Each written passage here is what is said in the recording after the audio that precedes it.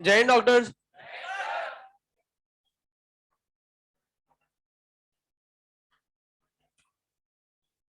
Copy दिखाओ। Homework में कुछ दिया था क्या? 2 क्वेश्चन दिए होंगे, हो गए थे।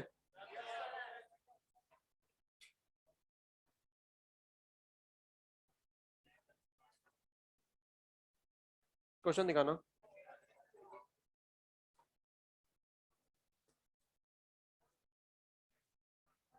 E1 माइनस E2 आपको निकालना है।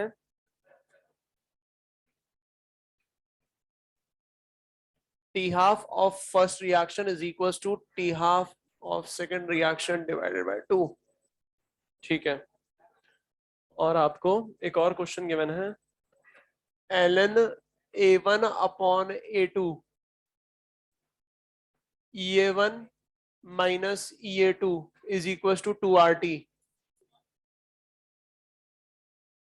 इसकी वैल्यू फाइंड करनी है। किसी ने सॉल्व करा था क्या इसको? क्या रहा है आंसर इसका? आंसर माइनस RT/ln2 और उसका आंसर 2 है। आंसर 2 है उसका। एक बार देख लेते हैं। बहुत अच्छी बात है, आपसे हो गया ये। दोनों क्वेश्चन एम्स 2018 में पूछे गए थे। एक और क्वेश्चन पूछा गया था, बिल्कुल सेम वैरायटी का था, इसलिए मैंने लिखवाया नहीं आपको, है ना, पर आपके मॉड्यूल में नहीं गिवन है इसलिए मैंने क्लास में करवा दिया ये। अब अगर मैं यहां पर बात करूं तो आपको यहां पर क्या कह रहा है, यूनिमोलिकुलर रिएक्शन है। सुनते रहना, यूनिमोलिकुलर रिएक्शन है। यूनिमोलिकुलर रिएक्शन का मतलब क्या होता है? मॉलिक्युलरिटी क्या है? 1। अब मॉलिक्युलरिटी किसके लिए डिफाइंड होती है? एलिमेंट्री रिएक्शन के लिए। और एलिमेंट्री रिएक्शन के केस में अपन बोल सकते हैं मॉलिक्युलरिटी हमेशा किसके बराबर होगी? ऑर्डर के बराबर। मतलब ऑर्डर यहां पर होगा 1। ठीक है। अब फर्स्ट ऑर्डर के लिए मुझे पता है टी हाफ का एक्सप्रेशन क्या हो जाएगा? 0.693 divided by K1 is equal to ये हो जाएगा 0.693 डिवाइडेड बाय 2K2। तो यहां से K2 अपॉन K1 आ जाएगा 1/2। ठीक है। अब फर्स्ट रिएक्शन के लिए अपन लिख सकते हैं expression K1 is equal to A e की power minus EA1 upon RT। लिख सकता हूं ऐसे। ऐसा क्यों लिख रहा हूं, सुनना ध्यान से। 3 एक्सप्रेशन अपन ने पढ़े थे। एक तो T1 T2 वाला पढ़ा था। यहां पर इस क्वेश्चन में कहीं भी 2 टेम्परेचर की बात नहीं हो रही है, तो T1 T2 वाला एक्सप्रेशन यूज नहीं करेंगे। दूसरी बात करें यहां पर तो 2 एक्सप्रेशन मेरे सामने आते हैं। एक तो आता है K is equal to A की power minus E upon RT, और दूसरा आता है log K is equal to log A minus EA upon 2.303 RT। इस क्वेश्चन में मुझे कहीं भी log वाली टर्म भी नजर नहीं आई, तो मैंने ये वाला एक्सप्रेशन यूज कर लिया। हाँ, अगर इन फ्यूचर कैलकुलेशन करते समय मुझे लॉग की जरूरत पड़ेगी, ले लूंगा, क्या फर्क पड़ रहा है? यहीं से तो लॉग वाला एक्सप्रेशन आया था ना, तो ले लेंगे लॉग। ठीक है। अब अगर यहां पर बात करूं सेकंड रिएक्शन के लिए, मैं लिख सकता हूं KT is equal to A e की power minus EA2 upon RT। अब पहला डाउट ये आता है, सर दोनों अलग अलग रिएक्शन है, आपने A सेम कैसे ले लिया? क्वेश्चन में नहीं बोल रखा है A डिफरेंट है, पहली चीज। अगर ऑप्शन भी देखें तो वहां पर भी कोई ए वाली टर्म नहीं आ रही है, दूसरी चीज। और तीसरी चीज, अगर ए अलग अलग ले लोगे तो क्वेश्चन ही सॉल्व नहीं होगा। ये बात समझ में आ रही है? तो यहां पर आपको जो अरेनियस कांस्टेंट है वो सेम लेना पड़ेगा। क्लियर है यहां तक? ठीक है। अच्छा, अब अगर मैं इसको डिवाइड कर दूं, डिवाइड क्या कर रहा हूं? K2 divided by K1। ध्यान से देखना क्या कर रहा हूं। K2 divided by K1 is equal to this divided by this. ये डिनोमिनेटर में है, जैसे ही न्यूमरेटर में जाएगा माइनस की जगह प्लस हो जाएगा। तो ये लिख सकता हूं क्या मैं? E की power EA1 minus EA2 into 1 upon RT। इसमें किसी को डाउट है क्या? बात समझ में आ रही है ना ये, है ना? अब मुझे वैल्यू किसकी निकालनी है? EA1 माइनस EA2 की निकालनी है। और याद करो, मैंने आपको बताया था जब भी आपको पावर सॉल्व करना हो तो लॉग ले लो। ठीक है। अच्छा, लॉग भी क्या लूंगा? बेस 10 या बेस E? E नजर आ रहा है, मतलब बेस E लूंगा, तो ये हो जाएगा ln K2 upon K1। K2 upon K1 की वैल्यू है 1/2 इज इक्वल टू, क्या इसको डायरेक्टली लिख दूं? सुनना, ln E की पावर माइनस ln E की power EA1 minus EA2 into 1 upon RT। जो पावर में होगा वो आगे आ जाएगा। तो आगे जब आएगा ये, तो ये ऐसा नजर आएगा EA1 minus EA2 upon RT LNE, और LNE क्या होता है 1। ये बात समझ में आ रही है? मुझे EA1 माइनस EA2 निकालना है, तो ये हो जाएगा EA1 minus EA2 is equals to, इस 2 को ऊपर ले जाऊंगा तो माइनस आ जाएगा, ये समझ में आता है? तो मैं कह सकता हूं ये हो जाएगा माइनस RT ln2। भाई 2 को ऊपर ले गया तो 2 की पावर -1, -1 आगे आ जाएगा तो माइनस RT ln2। ये बात समझ में आ रही है? क्लियर है सभी को? किसको डाउट है तो बोलो। इस क्वेश्चन को देखो,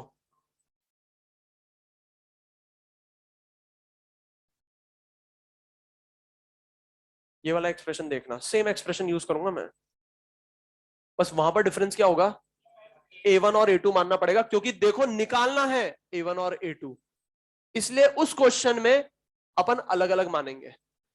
इसमें सेम माना है, उसमें अलग अलग मानना पड़ेगा, क्योंकि निकालना ही वही है। तो जब मैं इनको डिवाइड करूंगा तो थोड़ा सा इमेजिन करना, ये क्या है A1, ये क्या है A2, this divided by this कर रहा हूं, देखना एक्सप्रेशन यही आएगा क्या, K2 upon K1 is equals to A2 upon A1 e की power EA1 minus EA2 into 1 upon RT। यही तो एक्सप्रेशन है। यहां पर A कैंसिल आउट कर दिया था, A लिख दोगे तो क्या हो जाएगा A2 अपॉन A1, वही लिखा है मैंने। बात समझ में आ रही है? अब क्वेश्चन में पता है क्या कह रहा है, दोनों रिएक्शन की रेट सेम है।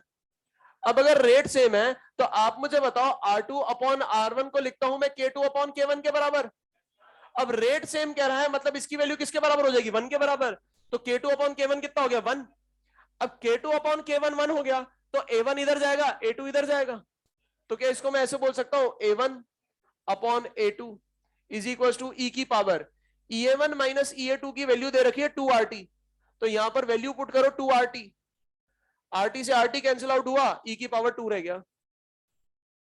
ठीक है, अब मुझे निकालनी किसकी वैल्यू है, ln A1 अपॉन A2 की वैल्यू निकालनी है, दोनों तरफ ln ले लो, ये हो जाएगा ln A1 upon A2 is equal to ln e की पावर 2, 2 आगे आ जाएगा, ln e होता है 1, आंसर 2 है। बात समझ में आ रही है? कॉपी करो फटाफट इसको। कौन सा लास्ट है, कौन सा, इसको मैं लिख सकता हूं ऐसे ln 2 की पावर -1।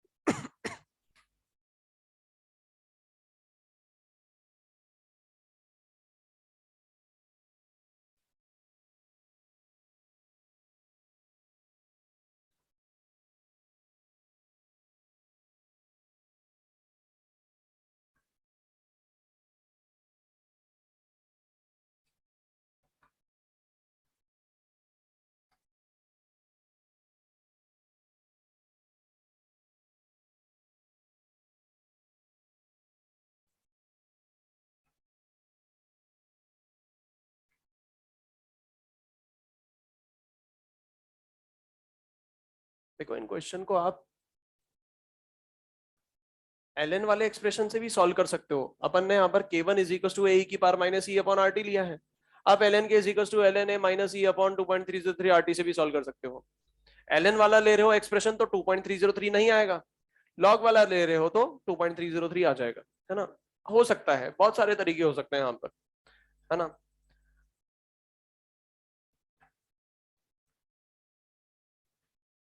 कॉपी देना, पूरे नोट्स लिख रखे हैं।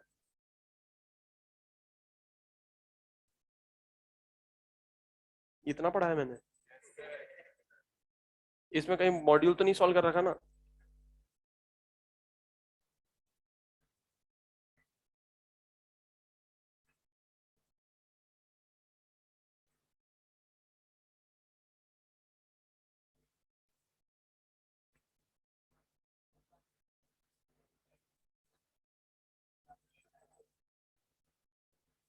इतना कैसे यार, मेरे को कभी कभार डाउट होता है अपनी काबिलियत पर।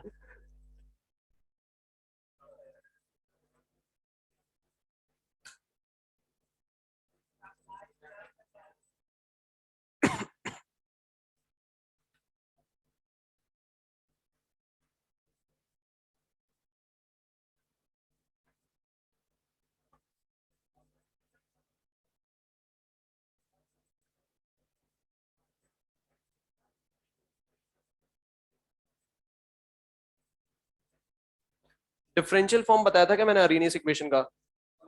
नहीं बताया था ना, लिखो।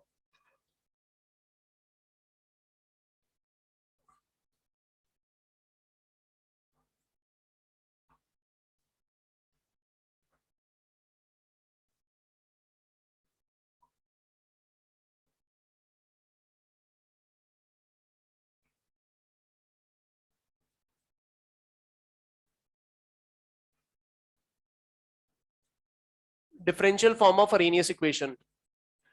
देखो वैसे तो याद रखने की जरूरत नहीं है डिफरेंशियल फॉर्म, पर आपको पता होनी चाहिए आती कैसे है ये रीजन इसलिए क्योंकि याद करो अरेनियस इक्वेशन अपन ने जो पढ़ी है वो मिलती जुलती वेंट ऑफ इक्वेशन है जो आपने पढ़ी थी केमिकल इक्विलिब्रियम में।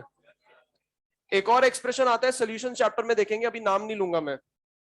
तीन इक्वेशन लगभग लगभग बिल्कुल सेम ही होती हैं, जिसमें 1/T1 माइनस 1/T2 आता ही है, 2.303 आर आता ही है, एलएचएस में एलएन वाली टर्म आती ही है। तीनों एक्सप्रेशन लगभग लगभग सेम ही होते हैं और तीनों के डिफरेंशियल फॉर्म पता भी होने चाहिए, है ना। याद रखने की जरूरत नहीं है, डिफरेंशियल फॉर्म एक बार देख लो, किसी भी एक की डिफरेंशियल फॉर्म आप देख लोगे ना, आप बाकी के आराम से निकाल लोगे, बहुत आसान होता है। मुझे एक बात बताओ, अरेनियस इक्वेशन को मैं लिख सकता हूं L N K is equal to L N A minus E upon R T, लिख सकता हूं ऐसे। अब मुझे क्या करना है, डिफरेंशियल फॉर्म लिखनी है, मतलब डी बाई डी टी के फॉर्म में लिखना है और डिफरेंशिएट करना है विद रिस्पेक्ट टू टेम्परेचर, ठीक है। तो मैंने क्या लिख दिया, D L N K upon D T is equal to D L N A upon D T minus ये अपॉन आर टी लिखा हुआ है ये, तो ये हो जाएगा डी अपॉन डी टी ये आर टी। ये बात समझ में आ रही है? ठीक है, अब ध्यान से सोच सोच के जवाब देना। अगर मैं बात करूं के की, रेट कांस्टेंट क्या टेम्परेचर पे डिपेंड करता है? किस किस बात पे डिपेंड करता है ये बताओ? नेचर ऑफ रिएक्टेंट, कैटलिस्ट और टेम्परेचर। मतलब मैं कह सकता हूं ये टेम्परेचर पे डिपेंड करता है, मतलब एल एन के क्या कांस्टेंट है? नहीं, टेम्परेचर पे डिपेंड करता है। अब अगर ये कांस्टेंट नहीं है तो जीरो तो नहीं लिख सकता, तो मैंने क्या कर दिया, D L N K upon D T is equals to. मुझे एक बात बताओ, अरेनियस कांस्टेंट क्या टेम्परेचर पे डिपेंड करता है? नहीं करता, मतलब कह सकता हूं एल एन ए क्या है, कांस्टेंट है, और कांस्टेंट का डिफरेंशिएशन जीरो माइनस। मुझे एक बात बताओ, एक्टिवेशन एनर्जी किस बात पे डिपेंड करती है? नेचर ऑफ रिएक्टेंट और कैटलिस्ट। नेचर ऑफ रिएक्टेंट और कैटलिस्ट क्या टेम्परेचर पे डिपेंड करती है? तो जो कांस्टेंट है बाहर ले लूं, ये क्या है कांस्टेंट, आर क्या है कांस्टेंट, अल्टीमेटली मुझे डिफरेंशिएशन किसका करना है, 1/T का विद रिस्पेक्ट टू टी। ये बात समझ में आ रही है? ठीक है, अब आप मुझे बताओ 1/T का डिफरेंशिएशन -1/T² होता है ना। तो इसको मैं लिख लूंगा D L N K upon D T is equals to minus E A upon R, इसका डिफरेंशिएशन करेंगे -1/T², minus minus plus upon T²। ये डिफरेंशियल फॉर्म है, याद रखने की कोई जरूरत नहीं है, ठीक है। अच्छी बात है तो इसको कॉपी करो। एक क्वेश्चन और करेंगे अपन।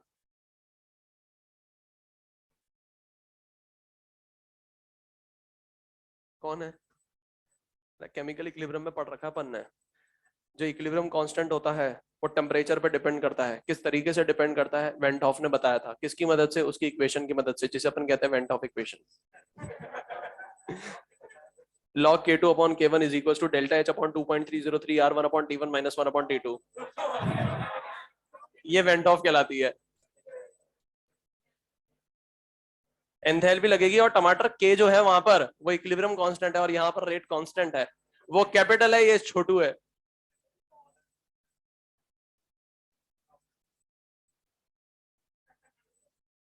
चुप हो जाओ बस, बीच में बोलने की कोई जरूरत नहीं है, फटाफट क्वेश्चन लिखो।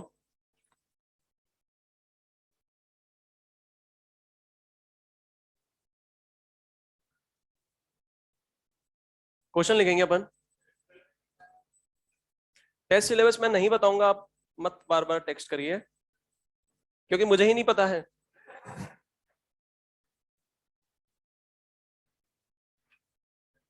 टेस्ट सिलेबस आपको ऐसे बता दूंगा मैं अकेले तो आप लोगों के साथ नाइंसाफी हो जाएगी ना। तो सबको जब पता पड़ेगा एक साथ ही पता पड़ेगा, है ना। अभी आप आराम से मजे से पढ़िए, टेंशन मत लीजिए आप।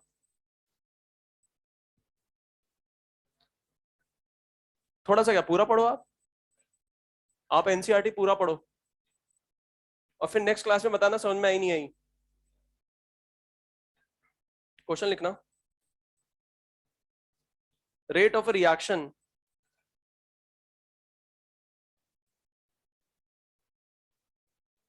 फटाफट लिखो, फटाफट फटाफट फटाफट।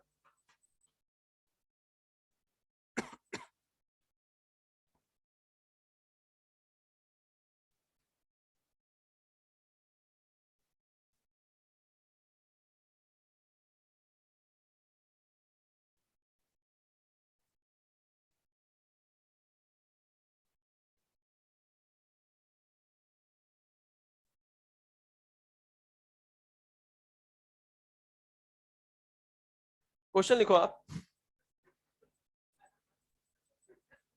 rate of a reaction increases, rate of a reaction increases 5.19 times, rate of a reaction increases 5.19 times when temperature is increased from, when temperature is increased from 40 degrees Celsius to T degrees Celsius, when temperature is increased from 40 degrees Celsius to T degrees Celsius, full stop. If mu is equals to 3, if mu is equals to 3, mu क्या है? Temperature coefficient. Find temperature T degree Celsius, T की value find करनी है। If mu is equals to 3, find temperature T degree Celsius. फटाफट।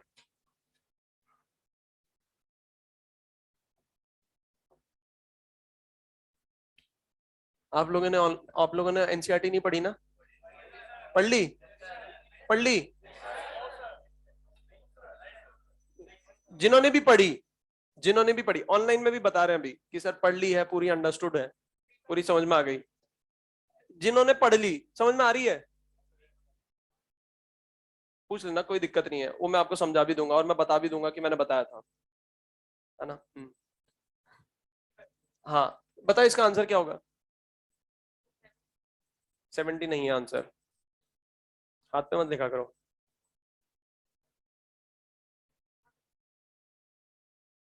Fifty five बिल्कुल सही है। किसका आ रहा है 55?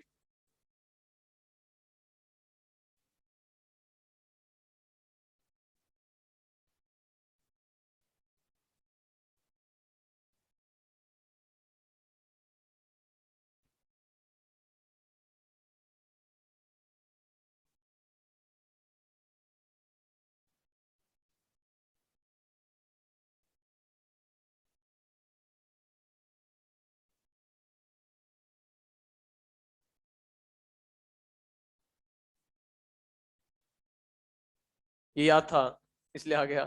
अच्छा इधर देखो क्वेश्चन।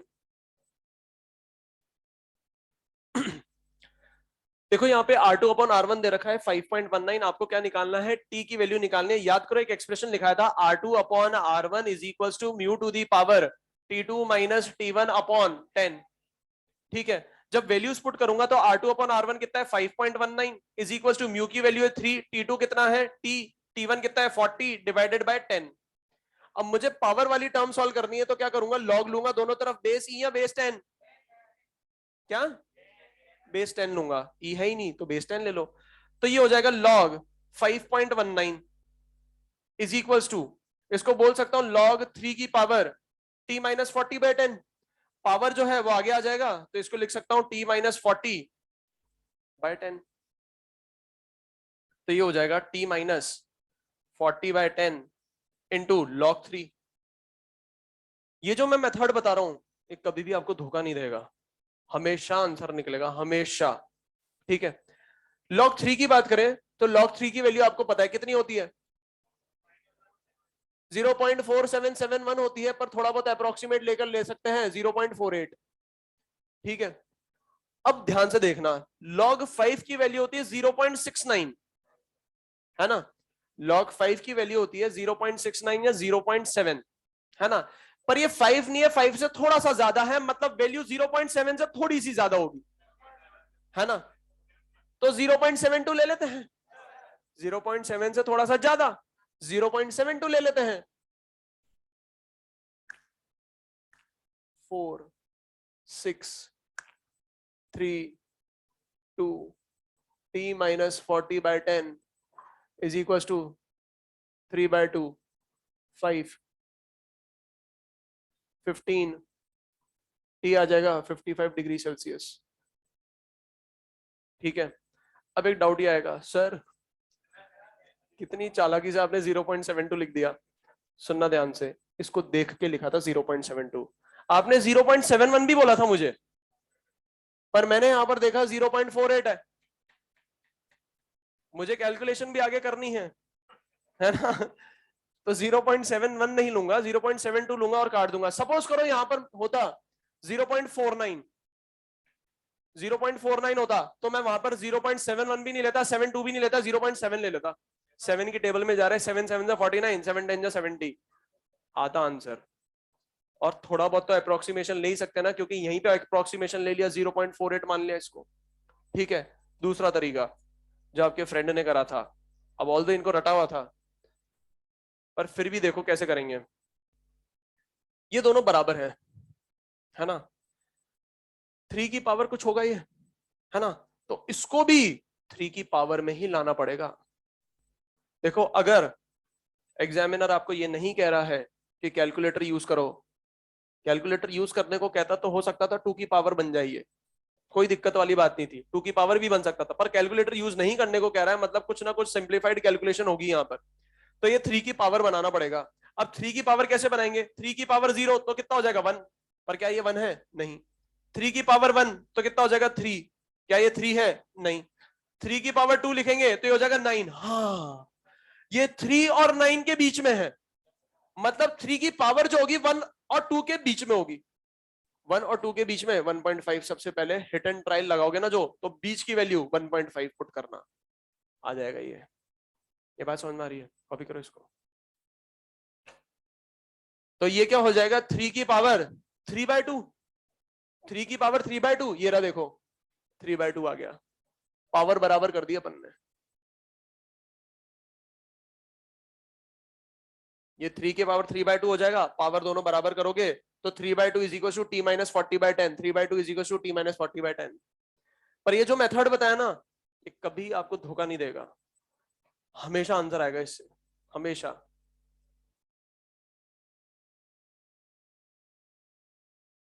BB1 में डिस्कशन कहां तक हो गया था, BB1 हो गई थी, 2 हो गई थी, 3 हो गई थी, है ना, 30 तक हो गया था। BB4 में किसी को डाउट है तो बोलो।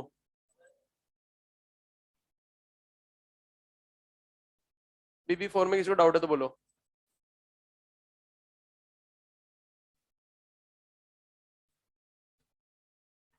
4 में किसी को डाउट, 1 2 3 डिस्कस कर चुके हैं, है ना, 4 में किसी को डाउट है तो बोलो।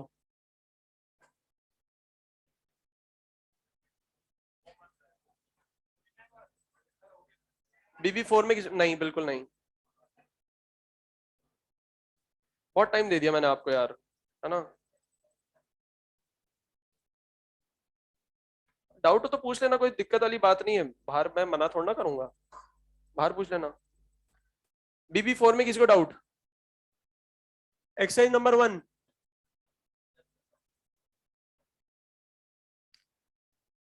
BB4 का जो क्वेश्चन नंबर 4 है ना, ये क्लास में करवा रखा है मैंने, आप अपनी कॉपी चेक करिए।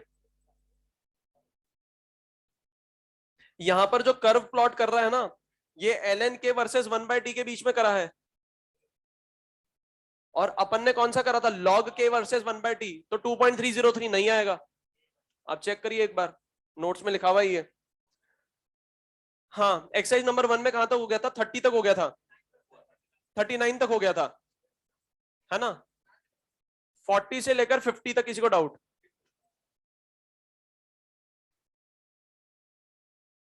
सुनना, 42 में डाउट है, किसमें, 42, ध्यान से सुनना,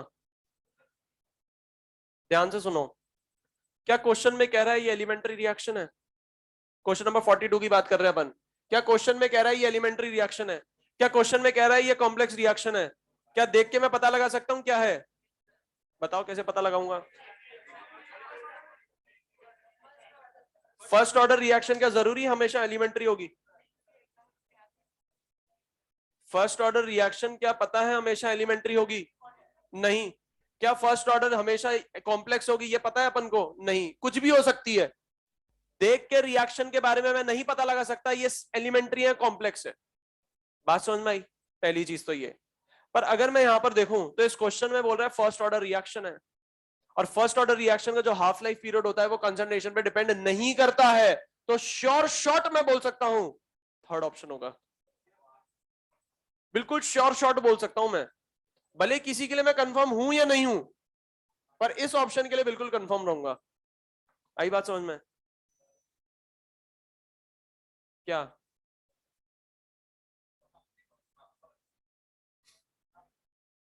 है ना? 50 तक किसी को डाउट? क्वेश्चन नंबर 43 किसने करा था? 43 हो गया? कैसे करा? क्या टी हाफ? क्या टी हाफ? क्या?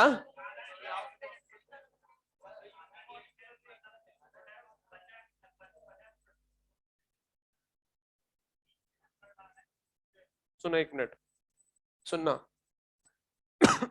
मुझे पता है 90% स्टूडेंट ने कर तो दिया होगा, 100% ने कर दिया होगा, और 90% ने गलत तरीके से करा होगा।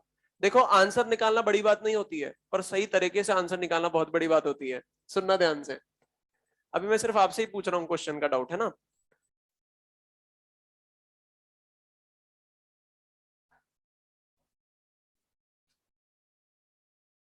ये रिएक्टेंट है, ये प्रोडक्ट है, ये इंटरसेक्ट कर रहा है ना? ये टाइम टी है, यहाँ पे कंसंट्रेशन है, यहाँ पे टाइम है। मुझे बताओ ये टाइम टी क्या होगा? टी ऑफ होगा, लड्डू। अब इधर देखो, अब इधर देखो, क्वेश्चन लिखो कॉपी में, कॉपी में क्वेश्चन लिखना, ग्राफ बना दो और क्वेश्चन लिखना। मतलब ये किसी को डाउट नहीं था, मैं यार कितना अच्छा हूं यार, मैं डाउट आगे बढ़ के क्रिएट करता हूं।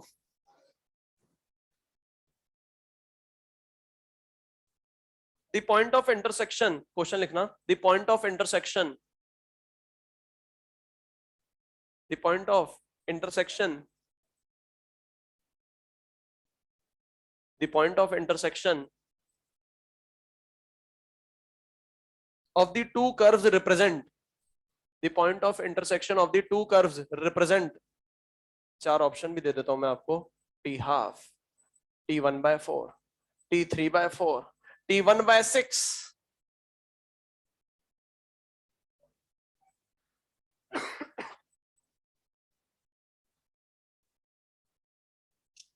अब इधर देखो, सबको लग रहा होगा टी हाफ ही होगा। अब तो क्यों लगेगा, मैंने बता ही दिया। अगर देखना ध्यान से, बहुत सारी चीजें सीखने को मिलेगी यहाँ पर।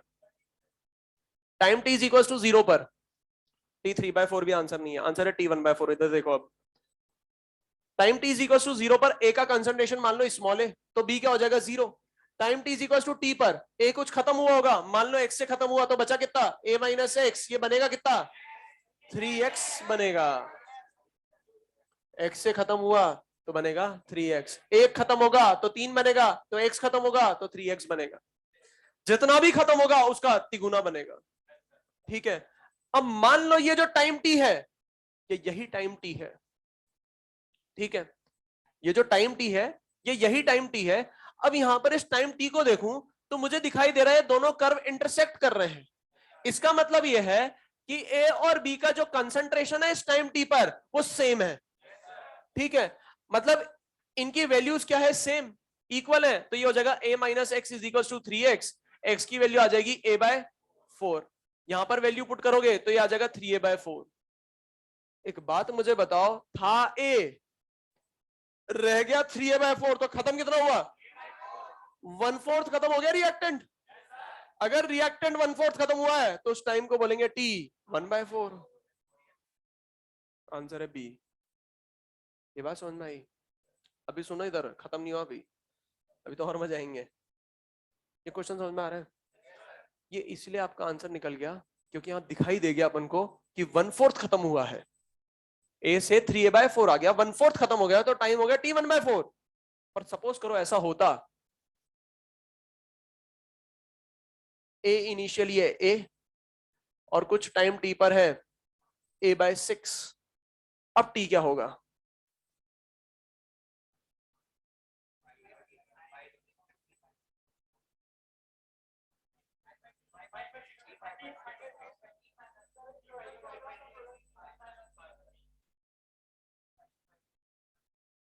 और अगर इसको a/2 कर दूं तो?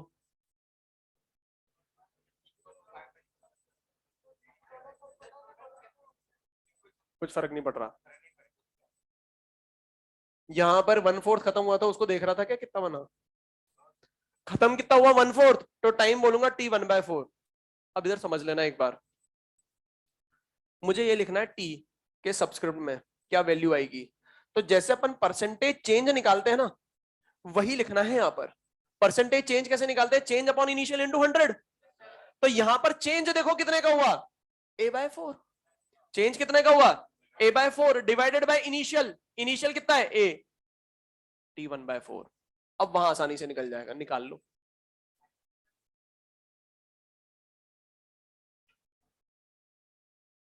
चेंज कितने का हुआ?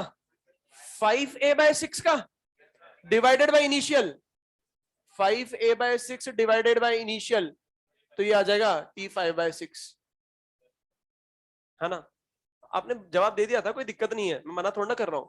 पर सपोज करो अब ये a/2 हो जाता, पर अब निकाल सकते हो, पर पहले दिक्कत आ जाती, पसीने छूट जाते हैं, है ना?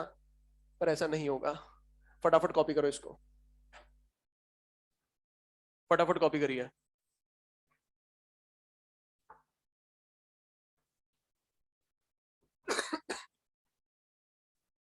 फटाफट। हाँ, कहां तक पहुंच गए थे अपन ने? 43 वाला क्वेश्चन डिस्कस कर लिया है ना? 50 तक किसी को डाउट है तो बोलो।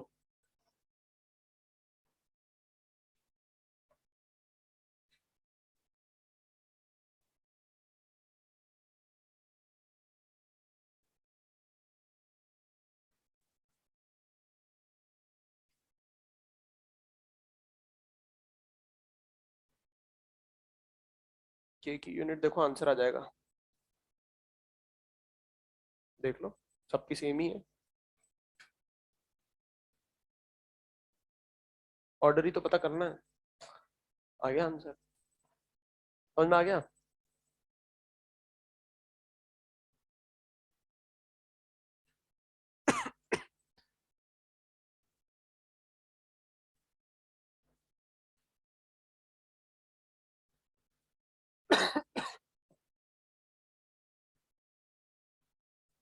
फिफ्टी तक किसी को डाउट? 50 तक किसी को डाउट?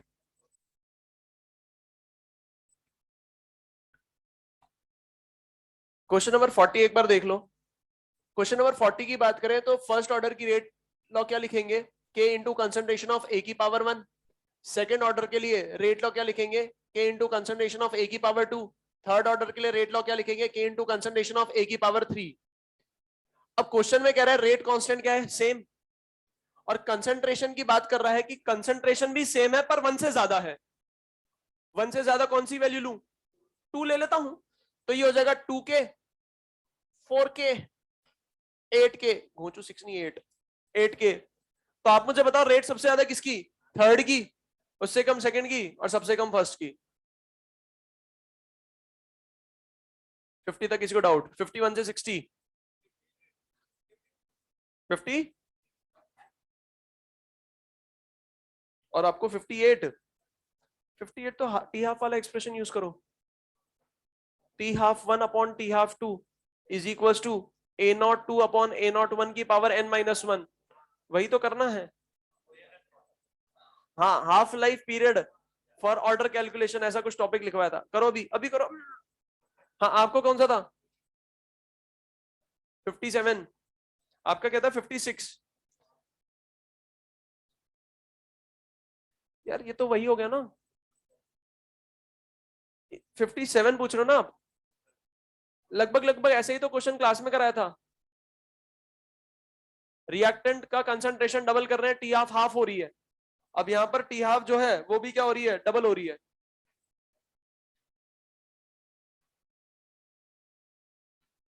कौन सा फॉर्मूला लगाया था?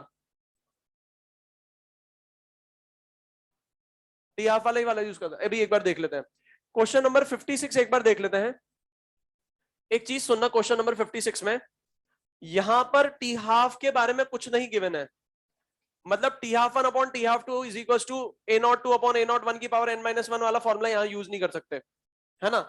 अब जब भी ऐसे क्वेश्चन आ जाए तो आंसर जो होगा ना वो 99% जीरो होगा या फर्स्ट होगा। क्यों? क्योंकि इंपॉर्टेंट ही यही है, ठीक है। यहां पर नहीं, एनसीईआरटी की बात नहीं है, यहां पर क्या करना पड़ेगा, हिट एंड ट्रायल से निकालना पड़ेगा आंसर। कोई प्रॉपर मेथड नहीं है और एग्जामिनर आपको ज्यादा परेशान नहीं करेगा, ठीक है। अब हिट एंड ट्रायल से निकालेंगे तो कैसे निकालेंगे, याद करो जीरो ऑर्डर के लिए अपन यूनिटरी मेथड लगाते हैं और फर्स्ट ऑर्डर के लिए अपन बोलते हैं अगर डेफिनेट फ्रैक्शन से खत्म हो रहा है तो टाइम सेम लगेगा, है ना।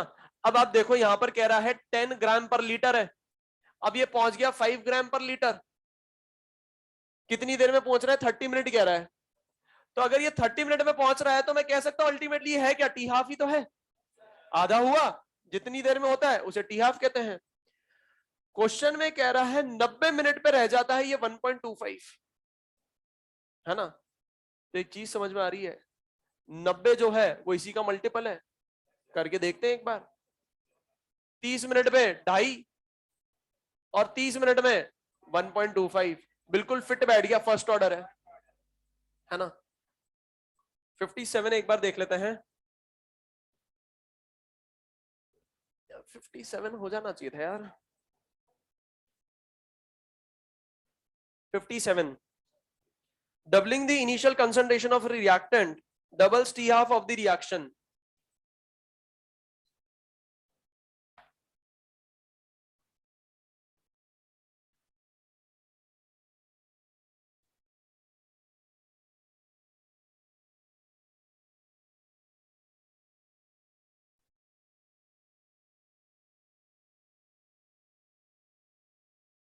ये चीज समझ में आ रही है, आ रहा है समझ में। इनिशियल कंसंट्रेशन अगर ए नॉट वन ले रहा हूं तो डबल करने पे ये हो जाएगा 2 A01, है ना। और टी हाफ वन ले रहा हूं तो ये भी क्या हो रही है, डबल हो रही है, तो 2 T हाफ वन हो जाएगा ये। मतलब ये अल्टीमेटली है क्या, ये सेकेंड एक्सपेरिमेंट की वैल्यू है।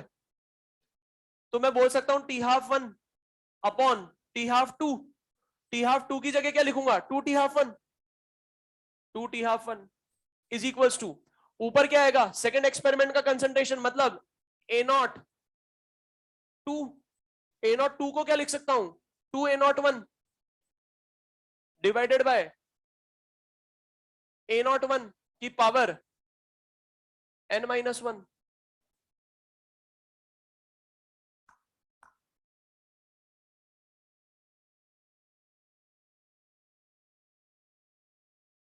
इसको लिख सकता हूं 2 की पावर -1 इज इक्वल टू 2 की पावर n-1 n0।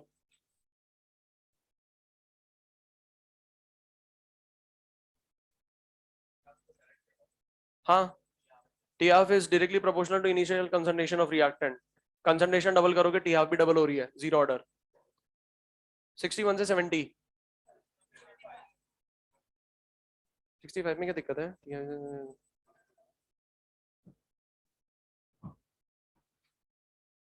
यही वाला एक्सप्रेशन यूज करना है अपन को, T half into concentration of reactant कह रहा है कांस्टेंट है,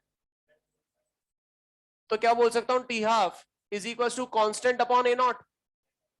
और मुझे एक एक्सप्रेशन पता है, t half is directly proportional to 1 upon a not की पावर n-1 होता है। तो क्या इसको ऐसे लिख सकता हूं, t half is directly proportional to 1 upon a not. दोनों को कंपेयर करो, यहां पर पावर क्या है 1 और यहां पर पावर क्या है n-1, n-1 is equal to 1, n is equal to 2। 70 तक किसी को डाउट?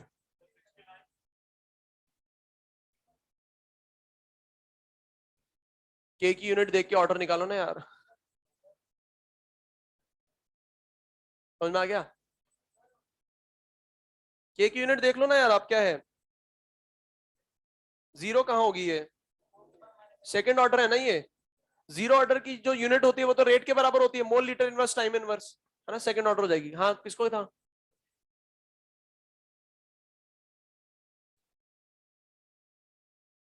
ऐसे कर सकते हैं उल्टा, मतलब फिर ध्यान से उल्टा करना, है ना। हाँ 61 में टेम्परेचर नहीं बता रखा ना, तो क्या दिक्कत आ रही है, सोच लो। हो सकता है टेम्परेचर बढ़ाया होगा घटाया होगा तो चेंज हो रहा है, हो सकता है कि कैटलिस्ट डाल दिया होगा तो चेंज हो रहा है, बहुत सारी चीजें हो सकती हैं। हाँ यूनिट से ही पता लगा रहे हैं। 67, क्या दिक्कत है इसमें, एक सेकंड। हाँ पहला वाला ग्राफ है log 80 वर्सेस टी के बीच में, a माइनस एक्स लिखा हुआ है ना, a माइनस एक्स क्या होता है, फाइनल कंसंट्रेशन, तो ये क्या हो जाएगा log 80 वर्सेस टी का कर्व। और याद करो ये आपने ही बताया था मुझे क्लास में, है ना, हो गया। अच्छा हाँ 71 से 80, ऑप्शन 1 रहता, क्यों होता फिर वो,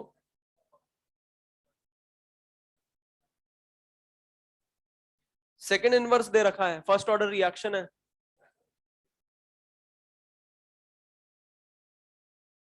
फर्स्ट ऑर्डर रिएक्शन है, समझ में आया ये, रेट कांस्टेंट की यूनिट सेकंड इनवर्स है फर्स्ट ऑर्डर। अब फर्स्ट ऑर्डर में रेट जो होती है वो डायरेक्टली प्रोपोर्शनल होती है कंसंट्रेशन ऑफ रिएक्टेंट के, कंसंट्रेशन करोगे ट्रिपल तो रेट भी हो जाएगी ट्रिपल। 72 कहां पर हो, किसको डाउट है 72 में, क्या दिक्कत है इसमें, 1/4 लाइफ कह रहा है, हाफ का आधा क्या होता है, 1/4 का मतलब बताओ मुझे, 3/4 लाइफ बोलता हूं, T3/4, T1/4, तो आपसे पूछा जा रहा है T1/4 क्या होगा, मतलब 1/4 खत्म हो गया तो बचा कितना 3/4, बस खत्म हो गया। 81 से 90, 81 से 90, क्वेश्चन नंबर 80 देख लेते हैं एक बार, क्वेश्चन नंबर 80, देखो क्वेश्चन नंबर 80 में क्या कह रहा है, K1 is equal to 2 times K2। अब आप मुझे बताओ यहां पर K1 बड़ा है या K2, फटाफट जवाब दो, K1 बड़ा है या K2, अगर रेट कांस्टेंट है ज्यादा तो रेट ऑफ रिएक्शन भी होगी, अगर रेट ऑफ रिएक्शन होगी ज्यादा तो बैरियर, मतलब एक्टिवेशन एनर्जी इसकी कम होगी और इसकी ज्यादा होगी, ठीक है। 81 से 90,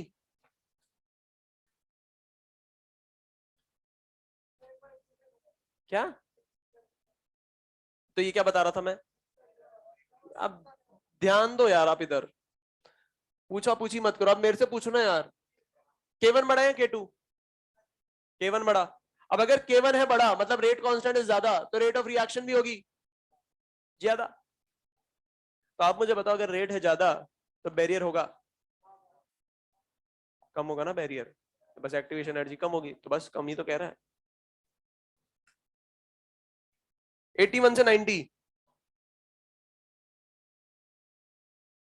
91 से 100, 106 तक किसी को डाउट, क्वेश्चन नंबर 90 पता है मैंने क्लास में करा रखा है, आप थोड़ा सा दिमाग लगाइए। क्वेश्चन नंबर 90 की बात करें तो टी आप इनफाइनाइट पुट करोगे ना तो के किसके बराबर हो जाएगा, ए के बराबर। अब क्वेश्चन में ए दे रखा है तो यार के नहीं पता लगा सकते,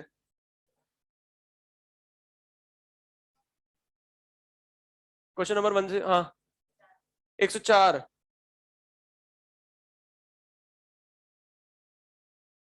जवाब देना आप ही मुझे। क्वेश्चन नंबर 104 देख रहे हैं अपन, मुझे एक बात बताओ, टेम्परेचर बढ़ाने पे रेट बढ़ती है, अगर रेट बढ़ेगी तो टाइम ऑफ कंप्लीशन, अगर टाइम ऑफ कंप्लीशन कम हो रहा है तो half life, time of completion कम है, रिएक्शन जल्दी खत्म हो रही है तो उसकी आधी लाइफ भी जल्दी होगी, एक चौथाई लाइफ भी जल्दी होगी, तीन चौथाई भी जल्दी होगी, तो डिक्रीजेस विद टाइम। ठीक है, डिक्रीजेस विद टेम्परेचर, टेम्परेचर बढ़ाएंगे,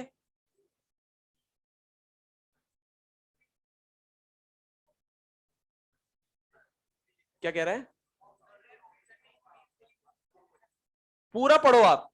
ये कह रहा है the half life for a reaction decreases with increase of temperature. Half life कम होगी कब, टेम्परेचर बढ़ाकर। कोई ऐसे नहीं कह रहा डिक्रीज विद इंक्रीज, ऐसे नहीं है। फिल इन द ब्लैंक्स है वो, आगे भी तो पढ़ो, ऑफ टेम्परेचर लिखा हुआ है। एक्सरसाइज नंबर 2 में 1 to 10 किसको डाउट।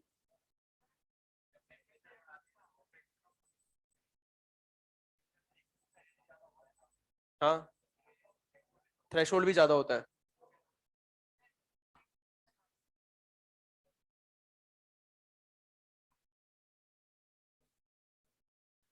दो कर्व अपन ने पढ़े थे, एक तो energy versus progress of reaction का, और दूसरा पढ़ा था अपन ने फ्रैक्शन ऑफ मॉलिक्यूल्स और काइनेटिक एनर्जी का।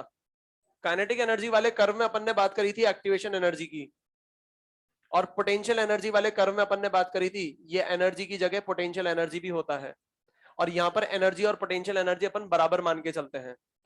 पोटेंशियल एनर्जी के केस में अपन ने बात करी थी थ्रेशोल्ड एनर्जी के बारे में, इसीलिए कर्व का फेर है बस।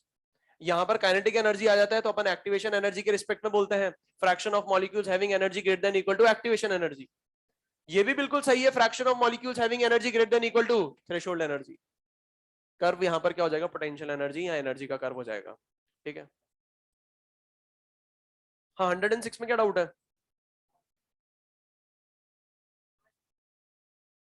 एक्टिवेटेड कॉम्प्लेक्स जब टूटेगा, टमाटर एक्टिवेटेड कॉम्प्लेक्स क्या होता है। एक्टिवेटेड कॉम्प्लेक्स ये होता है, ये रहा ऊपर ट्रांजिशन स्टेट, बिल्कुल सही कह रहे हो। अब ये जहां भी जाएगा, आगे जाए या पीछे जाएगा, एनर्जी छोड़ेगा। 1 से 10 किसको डाउट, 11 से 20 किसको डाउट। 20 में क्या कह रहा है,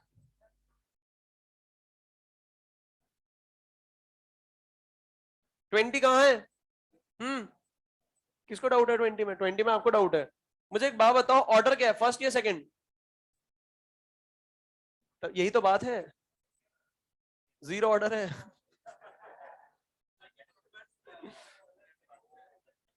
जीरो ऑर्डर है ये।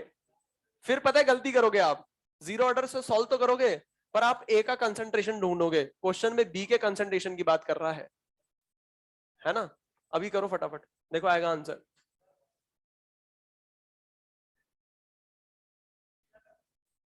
कहा हूं,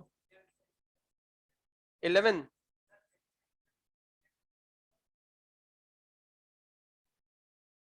ऑर्डर पे भी तो डिपेंड करता है। टेम्परेचर अगर मैं एक्सपेरिमेंटल कंडीशन चेंज कर दूंगा मैं, तो ऑर्डर चेंज नहीं होता है। आगे बढ़कर पूछे एंजाइम वाली रिएक्शन कौन सा ऑर्डर फॉलो करेगी, तब जीरो आंसर देना है। एक पॉइंट भी लिखवाया था, अगर एक्सपेरिमेंटल कंडीशन चेंज कर दूंगा तो ऑर्डर चेंज हो जाएगा। 21 में बताऊंगा आपको, हाँ 21 में बताऊंगा। 30 तक किसी को डाउट।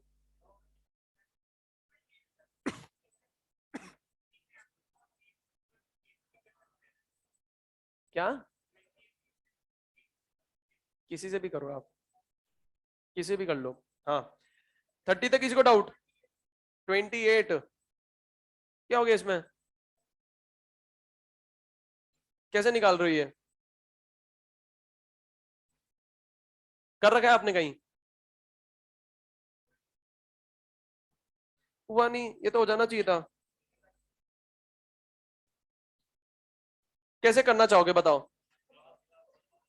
तीन चार मेथड है।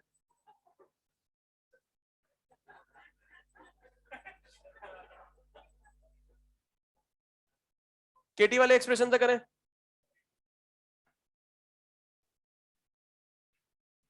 केटी is equal to 2.303 log A nought मानो 100, एटी कितना होगा। क्या क्या दे रखा है, क्या क्या निकालना है अपन को, क्या निकालना है इसमें। If rate constant for a first order reaction is किस, टाइम निकालना है, टी निकालना है मतलब, ठीक है। तो टी क्या हो जाएगा, मैं बोल सकता हूँ 2.303 बाय के, लॉग 100 कितना होता है 2, हो तो गया, कर लो यार, ये थोड़ी ना होता है यार। टी हाफ वाले से कैसे करोगे, टी 99% वाला रिलेशन याद है, t 99.9% is equal to 10 times t half, उससे होगा ये, याद है, तो तब भी निकल जाएगा, ये जल्दी हो जाएगा, मजाक नहीं कर रहा हूं, ये जल्दी हो जाएगा। अगर सपोज करो 99.9 वाला रिलेशन याद नहीं हुआ तो फिर ये तो हमेशा रहेगा ना, ये तो कभी नहीं भूलोगे आप। पर वो जो मेथड है ना वो लंबा होगा, पहले आपको 99.9 और 99 के बीच में रिलेशन निकालना पड़ेगा, और 99.9 और 10 टी हाफ के बीच में रिलेशन आपको पता है, मैं लिख तो देता हूं, टी 99.9% इज इक्वल टू होगा 3/2 टी 99%, और जो टी 99.9% होता है ना ये होता है 10 टाइम्स टी हाफ, इन दोनों को रिलेट कर दो, आंसर आ जाएगा। टी हाफ की जगह लिख देना 0.693/k, आएगा आंसर। इसलिए मैंने पूछा था, 3-4 तरीके से कर सकता हूं, बताओ कौन से करूं। 37 तक किसी को डाउट, 31 से 37, हाँ आराम, हाँ आराम, आराम से, आराम से। वो देखो ना, वो enthalpy of reaction is minus उधर है और वैल्यू इधर है,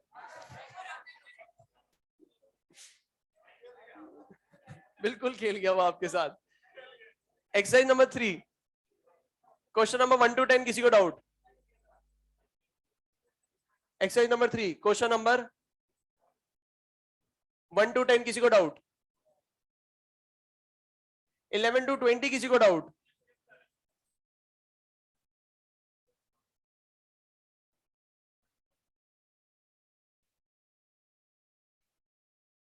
एक्सरसाइज नंबर 3,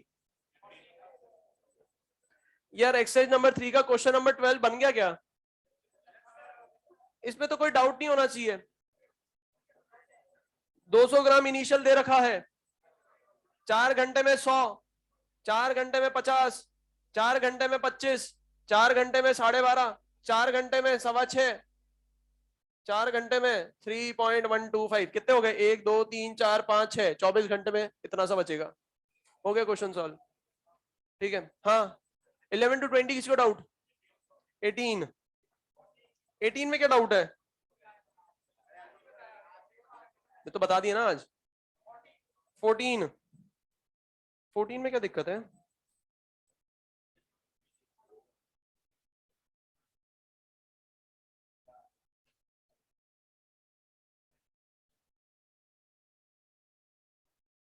फोर्टीन में किसको डाउट है आपको, इसको भी बहुत सारे तरीके से बना सकते हो। R इज इक्वल टू के इंटू कंसेंट्रेशन ऑफ ए की power n, general rate law लिख सकता हूं ऐसे। अब कंसेंट्रेशन ऑफ ए कितना है और रेट कितनी है, रेट है 2.4, के 2.2 की पावर n, लिख सकता हूं ऐसे। अब कह रहे हैं on reducing concentration of a to half the rate changes to this, तो रेट हो गई 0.6, कंसेंट्रेशन हो गया 1.1 की पावर n, दोनों को डिवाइड करना है ना आ जाएगा, के से के कैंसिल आउट हो जाएगा। और बीबी वाले मेथड से भी बना सकते थे।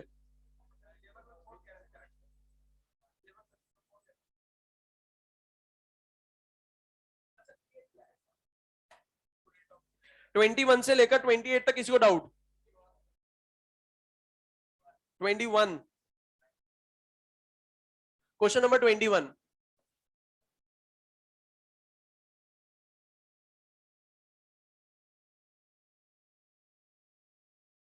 इसमें कुछ करना नहीं है, कैलकुलेशन आनी चाहिए। और याद करो मैंने आपको कैलकुलेशन बताई थी,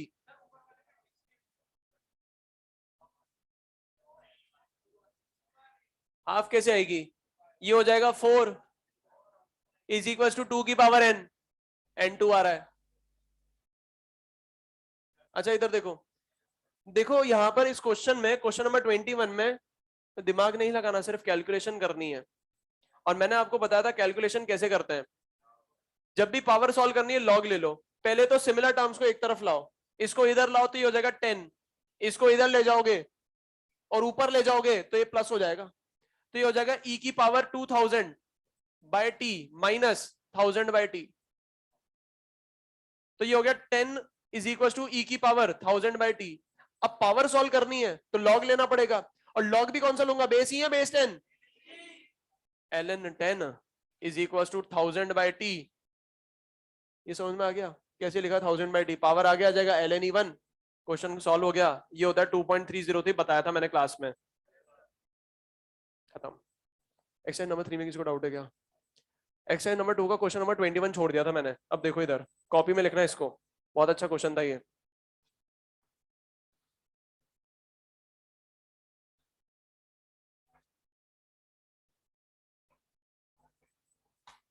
एक्सरसाइज नंबर 2 का question number 21, rate at 10 second आपको गिवन है 0.04, रेट एट 20 सेकेंड आपको गिवन है 0.03, टी हाफ निकालना है। अब इधर देखना,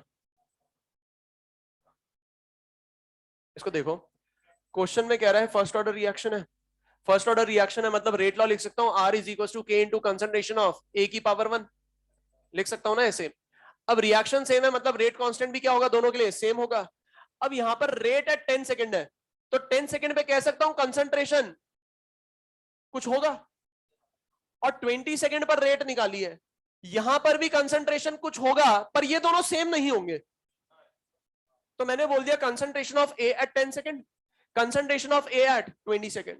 ये बात समझ में आ रही है? दोनों को डिवाइड करो, डिवाइड करने पे आ जाएगा R10 upon R20 is equal to concentration of a at 10 second divided by concentration of a at 20 second is equal to 4/3। Interval formula लगा दो, क्योंकि बात हो रही है 10 सेकेंड से लेकर 20 सेकेंड के बीच की, इनिशियल से बात नहीं हो रही। ठीक है, अब सुनना, तो मैं यहां पर क्या करूंगा, इंटरवल फॉर्मूला लगाऊंगा के T2 minus T1, T2 minus T1 कितना हो जाएगा 20 माइनस 10 10 is equal to 2.303 log concentration of a at 10 second divided by concentration of a at 20 second.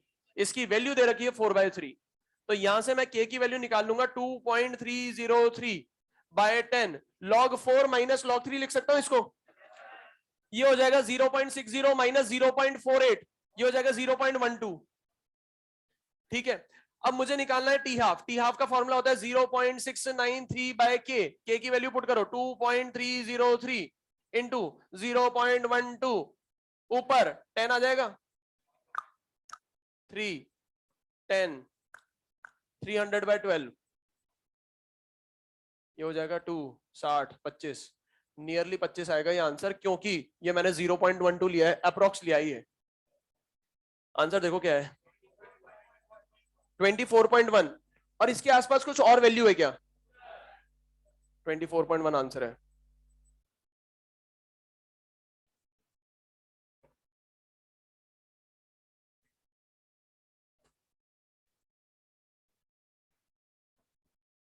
बाहर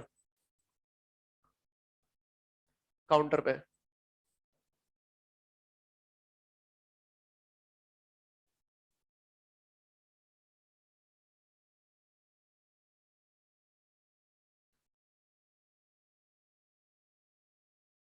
लिख लिया, नया चैप्टर शुरू करेंगे सॉल्यूशंस।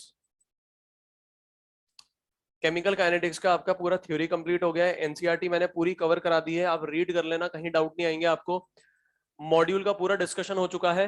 रेस कब बनाओगे, एक दो दिन बाद बनाना, एक दो दिन बाद कैसे बनाओगे समझ लो एक बार, पूरा अच्छे से बहुत अच्छे से चैप्टर पढ़ लेना।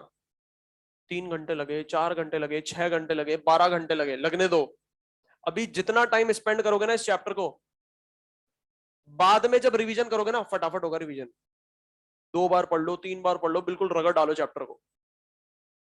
फिर जब रिवीजन करोगे ना अगले हफ्ते 7 दिन बाद, याद है ना 7 दिन वाला कॉन्सेप्ट, 7 दिन बाद करोगे ना 1 घंटे में रिवीजन हो जाएगा, 1 डेढ़ घंटे में रिवीजन हो जाएगा। 14 दिन बाद करोगे ना, तो सपोज करो 7 दिन बाद रिवीजन हो रहा है 2 घंटे में, तो 14 दिन बाद हो जाएगा 1.5 घंटे में, 21 दिन बाद 1 घंटे में, ऐसा टाइम रिड्यूस होता चला जाएगा। ठीक है,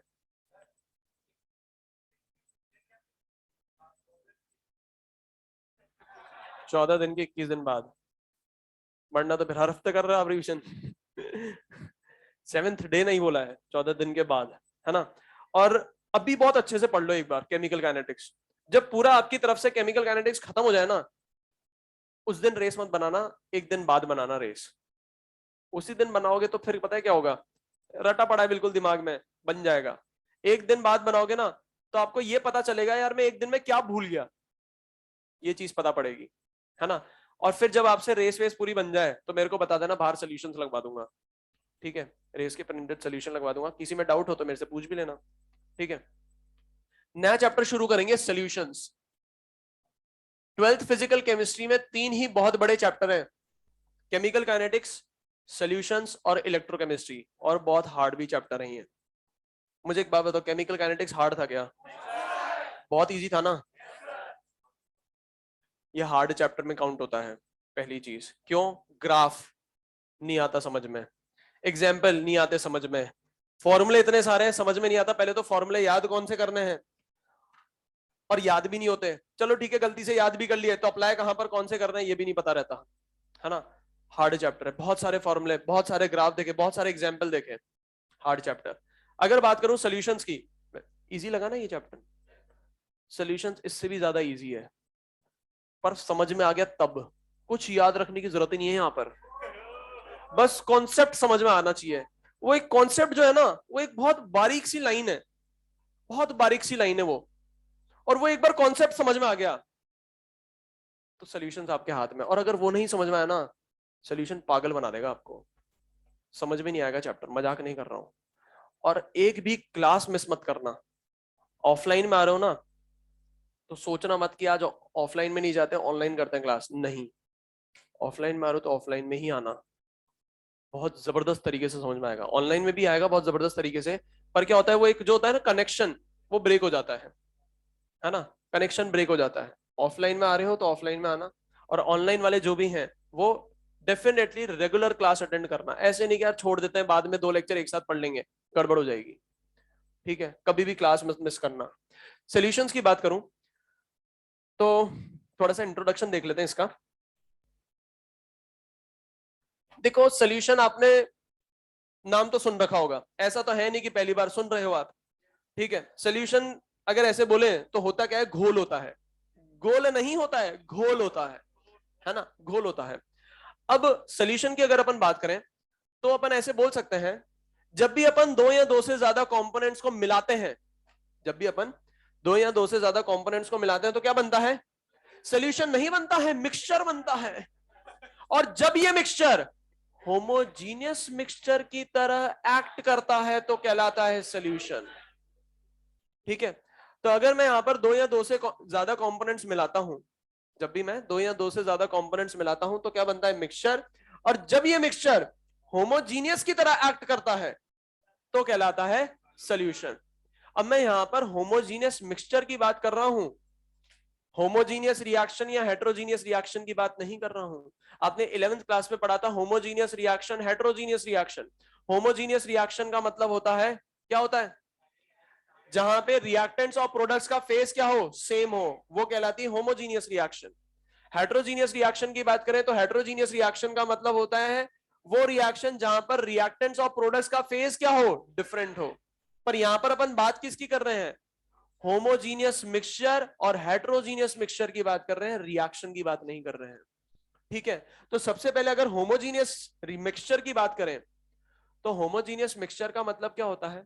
वो मिक्सचर जिसमें कॉम्पोजिशन थ्रू आउट यूनिफॉर्म हो उसे बोलते हैं होमोजीनियस मिक्सचर।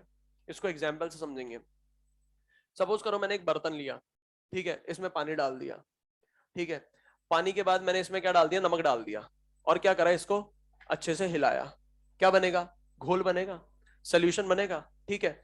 अब ये क्या बन चुका है? सोल्यूशन बन चुका है। चलो सोल्यूशन छोड़ो, पानी डाला, नमक डाला, हिलाया, तो क्या बन गया? ये मिक्सचर बन गया। अभी तो ऐसे समझो मिक्सचर बन गया ये, है ना। सोल्यूशन कब कहूंगा? सुनना ध्यान से। अभी तो क्या बना है? ये मिक्सचर बना है। अब मैंने क्या करा? बड़ी चालाकी के साथ चम्मच लिया और इस मिक्सचर को ऊपर से टेस्ट करा, बड़ी चालाकी के साथ, बिना मिक्सचर को पता पड़े। मैंने क्या करा? इसको ऊपर से टेस्ट कर दिया और चालाकी के साथ नीचे से भी टेस्ट करा। अब मुझे एक बात बताओ, टेस्ट सेम आएगा डिफरेंट? टेस्ट सेम है, मतलब कह सकता हूं through out the mixture water और सॉल्ट यूनिफॉर्मली डिस्ट्रीब्यूटेड है। इसीलिए अपन इसको क्या बोलेंगे, सोल्यूशन बोलेंगे। सोल्यूशन क्यों बोलेंगे, क्योंकि ये जो मिक्सचर है ये होमोजीनियस मिक्सचर है। कॉम्पोजिशन वाटर और सॉल्ट का क्या है, through out the mixture uniform है। ये बात समझ में आ रही है? ठीक है। एक होता है हेट्रोजीनियस मिक्सचर। हेट्रोजीनियस मिक्सचर का मतलब क्या होता है, वो मिक्सचर जिसमें कॉम्पोजिशन थ्रू आउट यूनिफॉर्म ना हो। ठीक है, एग्जाम्पल से समझेंगे। बर्तन लो, पानी डालो और इसमें सैंड डाल दो, हिलाओ, जोर जोर से हिलाओ और हिलाते रहो। हिलाने के बाद जब आप इसको छोड़ोगे तो होगा क्या, सैंड पार्टिकल सारे के सारे नीचे सेटल डाउन हो जाएंगे। यहां पर आपको टेस्ट करने की कोई जरूरत नहीं पड़ेगी, नेकेड आई से दिख रहा है। ऐसे नहीं टेस्ट करने लग जाए चालाकी से, ऊपर से भी कर रहे हैं टेस्ट, नीचे से भी कर रहे हैं, नहीं। यहां पर आपको नेकेड आई से दिख रहा है कि सैंड पार्टिकल्स का जो कॉम्पोजिशन है through out the mixture uniform नहीं है। क्यों? क्योंकि सैंड पार्टिकल्स सेटल हो चुके हैं। ये बात समझ में आ रही है? क्लियर है? ये मिक्सचर कहलाएगा हेट्रोजीनियस मिक्सचर। ठीक है। तो सोल्यूशन की अगर अपन बात करें तो सोल्यूशन कैसे मिक्सचर होते हैं, होमोजीनियस मिक्सचर होते हैं। और सोल्यूशन का मतलब ही होता है नॉन रिएक्टिंग मिक्सचर। सोल्यूशन का मतलब ही क्या होता है, नॉन रिएक्टिंग मिक्सचर। अब अगर मैं ये दोनों टर्म को कंबाइन करूं तो सोल्यूशन को डिफाइन कर सकता हूं। Solution is defined as homogeneous mixture of two or more non reacting components.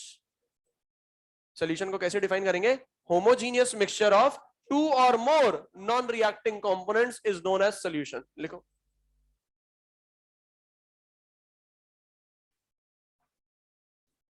homogeneous mixture of two or more homogeneous mixture of two or more non-reacting components, homogeneous mixture of two or more non-reacting components, homogeneous mixture of two or more non-reacting components is known as solution. Homogeneous mixture of two or more non-reacting components is known as solution. Homogeneous mixture of two or more non-reacting components is known as solution. ठीक है। एक line में बोल रहा हूं, है ना, मुझे बताना मैंने सही बोली क्या। Every solution is a mixture. पूरी सुन तो लो। Every solution is a mixture but every mixture is not a solution. ये लाइन सही है? बिल्कुल सही लाइन है। हर सोल्यूशन मिक्सचर होगा, क्योंकि सोल्यूशन क्या है, होमोजीनियस मिक्सचर। पर हर मिक्सचर सोल्यूशन नहीं कहलाएगा। क्यों? क्योंकि मिक्सचर में हेट्रोजीनियस मिक्सचर भी आता है और हेट्रोजीनियस मिक्सचर सोल्यूशन नहीं होता है। ठीक है, तो इसमें लिखना every solution is a mixture, every solution is a mixture, every solution is a mixture but every mixture is not a solution. Every solution is a mixture but every mixture is not a solution. ठीक है। अब यहां पर अपन क्या कर रहे हैं, solution को डिफरेंट बेसिस पर क्लासिफाई कर रहे हैं। अब डिफरेंट बेसिस पर कैसे क्लासिफाई करने हैं इसको सुनना ध्यान से, लिखने की कोई जरूरत नहीं है, सिर्फ इंट्रोडक्शन में आपको बता रहा हूं। एनसीईआरटी में इंट्रोडक्शन दे रखा है और ये जो इंट्रोडक्शन है इस चैप्टर के रिस्पेक्ट में इंपॉर्टेंट भी है ना। अभी थोड़ी देर में आपको समझ में आ जाएगा। तो अपन क्या कर रहे हैं, सॉल्यूशंस को क्लासिफाई कर रहे हैं डिफरेंट बेसिस पर। सबसे पहले क्लासिफाई कर रहे हैं सॉल्यूशन को on the basis of size of solute particles. Solute particles के साइज के बेसिस पर अपन सॉल्यूशंस को तीन पार्ट्स में क्लासिफाई करते हैं, true solution, colloidal solution, suspension solution. नाम सुन रखा होगा आपने। यहां पर ये जो तीनों सॉल्यूशन है इनका जो बेसिक मेन डिफरेंस है यहां पर वो क्या है, साइज। और साइज भी किसकी, सॉल्यूट पार्टिकल की साइज। सबसे छोटे सॉल्यूट पार्टिकल्स होते हैं ट्रू सॉल्यूशन में, उससे बड़े पार्टिकल्स होते हैं कोलाइडल सॉल्यूशन में, और सबसे बड़े पार्टिकल्स होते हैं सस्पेंशन सॉल्यूशन में। ठीक है, तो इस चैप्टर में अपन को क्या पढ़ना है, ट्रू सॉल्यूशन पढ़ना है। मतलब यहां पर जो पार्टिकल साइज होगी वो क्या होगी, बहुत छोटी होगी। बहुत छोटी भी कितनी, लेस देन 1 नैनोमीटर। ठीक है, इनके बारे में true solution, colloidal solution, suspension solution के बारे में अपन थोड़ा बहुत पढ़ेंगे सरफेस केमिस्ट्री में। तो जो भी आपको सरफेस केमिस्ट्री पढ़ाएंगे वहां पर ये अपन डिटेल में पढ़ेंगे। पर अपन को इस चैप्टर में कौन सा सॉल्यूशन पढ़ना है, ट्रू सॉल्यूशन। और ट्रू सॉल्यूशन की खास बात क्या होती है, पार्टिकल साइज क्या होती है, छोटी होती है, और सॉल्यूट पार्टिकल्स कभी भी सेटल नहीं होते यहां पर। ठीक है, यहां पर सॉल्यूट पार्टिकल सेटल डाउन नहीं होते हैं।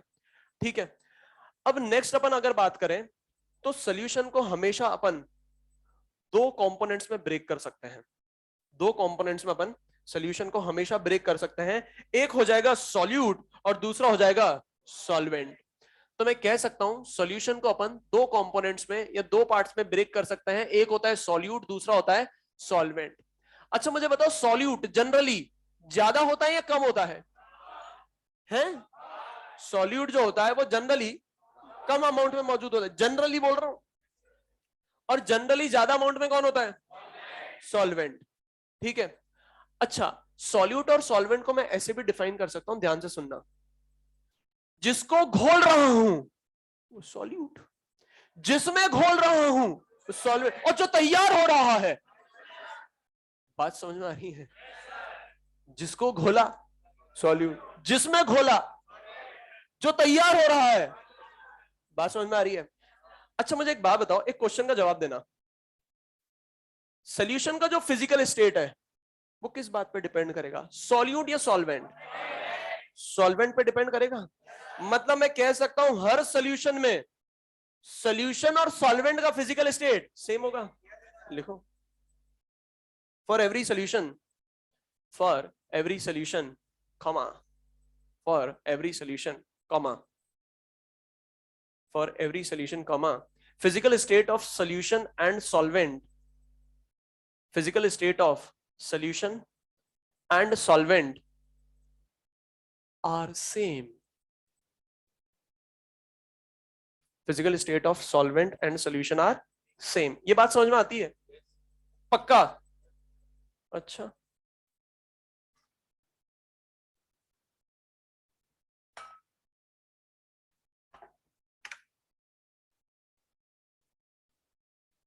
तो फिर बताना। एग्जाम्पल लेता हूं मैं। मैंने आपके एक फ्रेंड को बोला कि आपका फेवरेट ड्रिंक बना है, ठीक है? मैंने आपके फ्रेंड को बोला कि आपका फेवरेट ड्रिंक,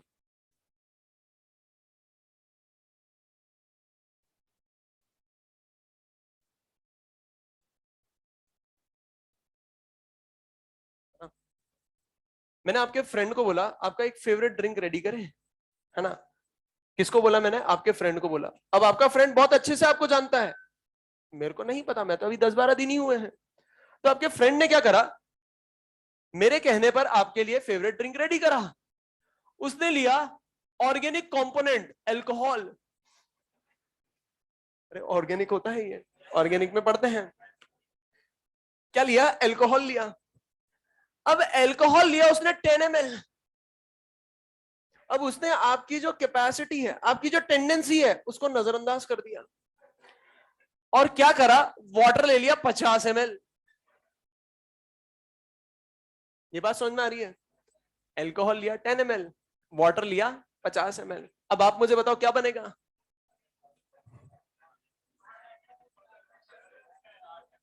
समझ रहे हो ना क्या बनेगा? सोल्यूशन बनेगा, है ना? अब मुझे एक बात बताओ, सॉल्यूट कौन है यहां पर? सॉल्यूट कौन होगा? अल्कोहल। और सॉल्वेंट कौन होगा? वाटर। ये बात समझ में आ रही है? साथ साथ लिखते भी रहना, देखो मत यहां पर, है ना? अब हुआ क्या, सुनो नहीं रहा। अब हुआ क्या कि आपको मजा नहीं आया, है ना? तो अब मैंने बनाया, अब मैं आपकी टेंडेंसी पहचान गया। अब मैंने क्या करा, एक ऑर्गेनिक कंपाउंड लिया, अल्कोहल ऑर्गेनिक होता है, इसको मैंने लिया 50 ml।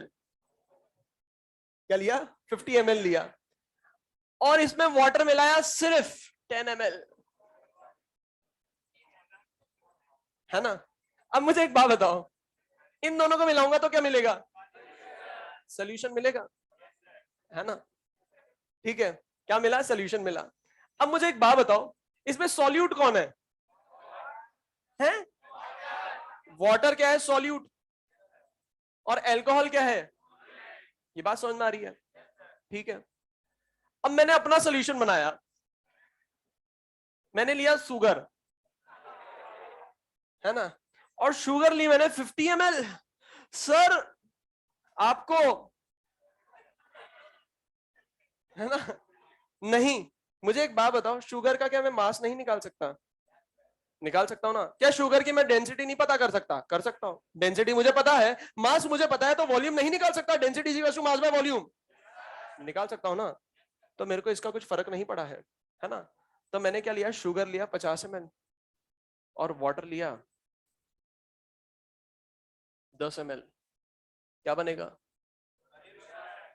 यहां पर अपन सोल्यूशन का नाम बोल सकते हैं, ऑल्दो यहां नहीं बोल सकते क्या बन रहा है ना। यहां नहीं बोल सकते क्या बनता है, पर यहां पर अपन बोल सकते हैं शुगर सिरप बनता है, चाशनी, है ना। अब मेरा क्वेश्चन ये है, अब मुद्दे की बात पे आते हैं, सॉल्यूट कौन है? सॉल्यूट कौन होगा?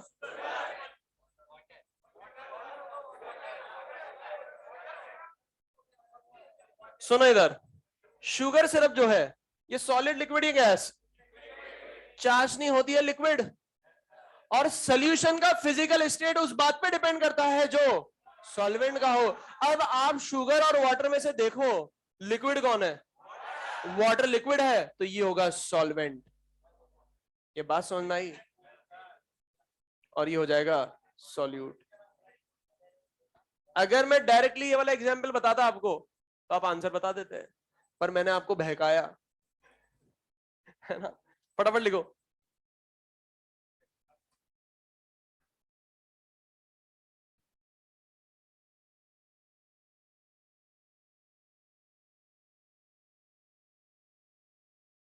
लिख लिया?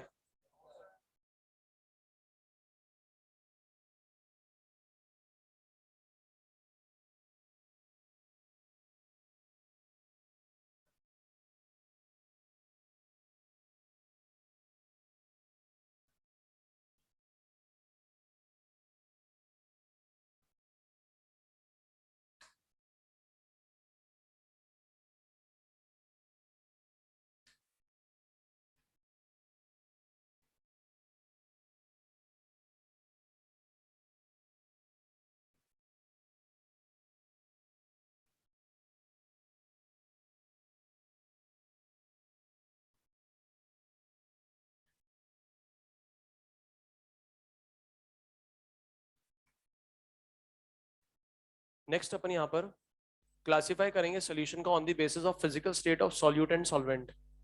सॉल्यूट और सॉल्वेंट के फिजिकल स्टेट के बेसिस पर अपन सॉल्यूशन को 9 पार्ट्स में क्लासिफाई करते हैं। 9 पार्ट्स में, लिखना मत, तो बता रहा हूं मैं आपको। तो सॉल्वेंट और सॉल्यूट के फिजिकल स्टेट के बेसिस पर अपन सॉल्यूशन को 9 पार्ट्स में क्लासिफाई करते हैं। कैसे करेंगे? मान लो सॉल्वेंट अपन ने ले लिया गैस, तो सॉल्यूशन क्या कहलाएगा? गैसियस सॉल्यूशन कहलाएगा। क्यों? क्योंकि सॉल्वेंट के फिजिकल स्टेट पे ही तो सॉल्यूशन का फिजिकल स्टेट डिपेंड करता है। अगर सॉल्वेंट है गैस तो सॉल्यूशन भी क्या होगा? गैस। तो सॉल्यूशन क्या कहलाएगा? Gaseous solution. मान लो सॉल्वेंट लिया मैंने लिक्विड, तो सॉल्यूशन कहलाएगा लिक्विड सॉल्यूशन। मान लो सॉल्वेंट लिया मैंने सॉलिड, तो सॉल्यूशन कहलाएगा सॉलिड सॉल्यूशन। ठीक है। अब मुझे एक बात बताओ, अगर सॉल्वेंट गैस है तो सॉल्यूट सॉलिड भी हो सकता है, लिक्विड भी हो सकता है, गैस भी हो सकता है। मान लो सॉल्वेंट है लिक्विड, तो सॉल्यूट सॉलिड भी हो सकता है, लिक्विड भी हो सकता है, गैस हो सकता है। और मान लो सॉल्वेंट है सॉलिड, तो सॉल्यूट सॉलिड, लिक्विड, गैस कुछ भी हो सकता है। तो on the basis of physical state of solute and solvent upon solution को 9 पार्ट्स में क्लासिफाई करते हैं। और इस चैप्टर में अपन को पढ़ना है लिक्विड सोल्यूशन। मतलब सॉल्वेंट क्या होगा? लिक्विड होगा, सॉल्यूट कुछ भी हो सकता है। एक्चुअल में इस चैप्टर का नाम होना चाहिए लिक्विड सोल्यूशन। अच्छे फॉरेन ऑथर की किताब देखोगे ना, तो वहां पर सोल्यूशन नाम नहीं दे रखा है, लिक्विड सोल्यूशन नाम दे रखा है। ठीक है, अपने चैप्टर अपने एनसीईआरटी में सॉल्यूशंस दे रखा है, कोई बात नहीं। पर इस चैप्टर में अपन को क्या पढ़ना है? लिक्विड सोल्यूशन पढ़ना है। अब होता पता है क्या है, अपने इस चैप्टर में इतना लिक्विड सोल्यूशन पढ़ते हैं, इतना लिक्विड सोल्यूशन पढ़ते हैं, और सिर्फ लिक्विड ही सोल्यूशन पढ़ते हैं, तो अपन को ऐसा लगता है कि सोल्यूशन सिर्फ लिक्विड ही होते हैं। नहीं। एक क्वेश्चन का जवाब देना। Solution can exist in which of the following states of matter? लिखो पहले। Solution can exist in which of the following state of matter?